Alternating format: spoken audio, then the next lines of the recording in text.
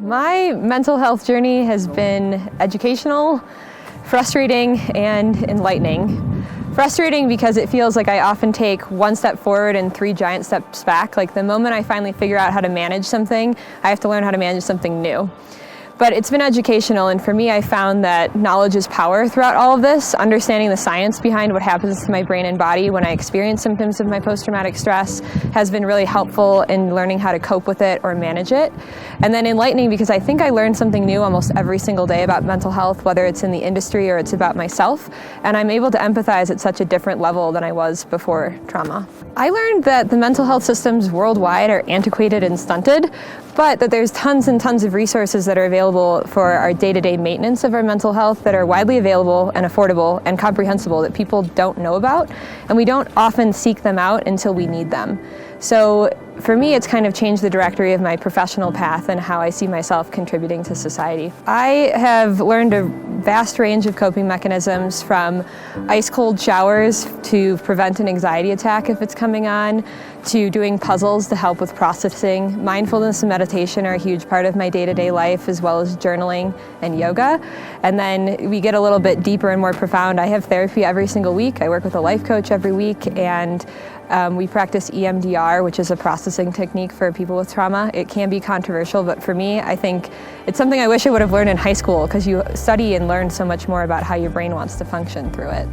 I think that mental health challenges can make us feel like we're in it by ourselves, and the world has kind of supported that ideal, that we don't talk about it as much as we could.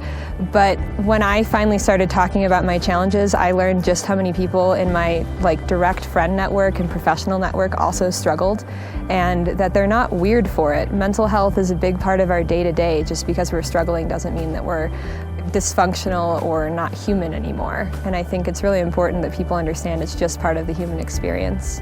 My trauma was 3.5 years ago, and since that day it's enormously progressed forward. I think it's important when we speak about mental health that you understand your geography and your audience. Talking to 70-year-old white European men, very different language than how I talk to millennials about it. And I think it's important that people speak with an academic background for it, because I think it's easier for people to understand mental health if you explain the science behind it more from a rational perspective than an emotional standpoint, and then people can emotionally respond to mental health stigmas their own way. So, and in sum, I think that we've come a really long way, but we still have a lot of work to do. I would say there's 3 pinpoints where I can say that I felt hope again. The first one was right at the beginning of my recovery process, and I had a doctor who's known me since birth.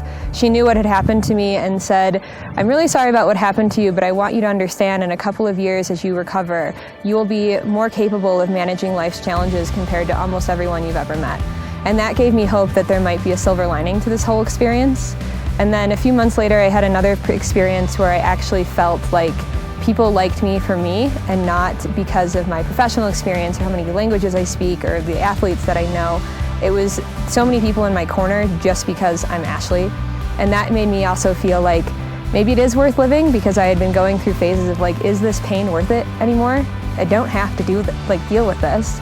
And then the most recent one was actually 2 weeks ago. I was diagnosed with seasonal depression, which really pissed me off, to be honest, because I like fall, and I said this doesn't make any sense. I like wearing flannel, I like leaves, and it has everything to do with vitamin D. It has nothing to do with liking fall. And it felt like one more challenge because I started to enter a depressive episode a couple of weeks ago. And instead of fighting it, I just looked at my therapist and was like, I have a lot of great reasons to feel depressed, and I'm just going to be depressed, and that's okay. And instead of entering a depressive episode, which has to be at least 14 days, by day 5, I was back to neutral and highly functional again. So it was the first time that I've ever battled depression in a successful manner that didn't exhaust me or try to pretend like everything was okay. And it sort of makes me feel now that I'm capable of living the life that I want moving forward for the first time since trauma.